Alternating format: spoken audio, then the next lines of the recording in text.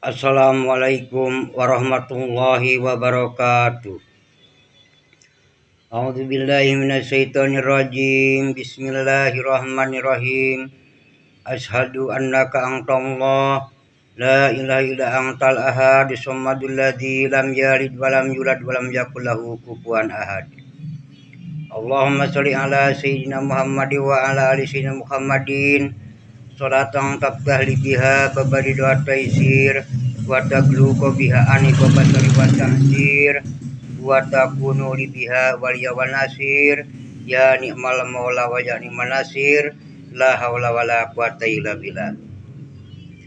Kadulur-dulur urang sadaya anu di mana bae ayana, mudah-mudahan urang sadaya kenging panang tayungan Allah Azza wa Jalla, dimudahkeun urusan urang sareng dicukupkeun segala kabutuhan urang. Dina dinten ieu simkuring bade istilahna mesian hiji pangalaman kadulur-dulur simkuring, di mana aya istilahna istri anu sesah ngababarkeun atau napi ngalahirkeun atau napi cek bahasa Banten mah hese ngajuru, maka tulis ayat ieu dina piring anu putih, tulisna jeung minyak japaron atau minyak japaron, teras lebur ku cai, teras inumkeun ka awewe anu sesah babar atau napi hese ngalahirkeun atau hese ngajuru. Maka insya Allah kalawan izin Allah eta awewe anu rada hese ngalahirkeun insya Allah cepat keluar.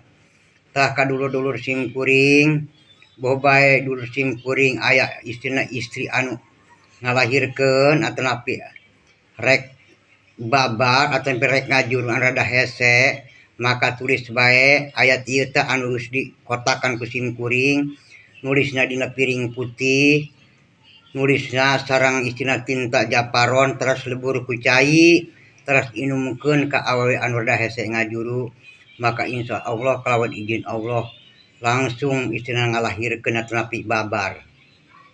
Tah kadulur-dulur simkuring sakitu bae ti simkuring bae simkuring aya dina kasalahan nyuhunkeun dihampura. Wabillahi taufik wal hidayah. Wassalamualaikum warahmatullahi wabarakatuh.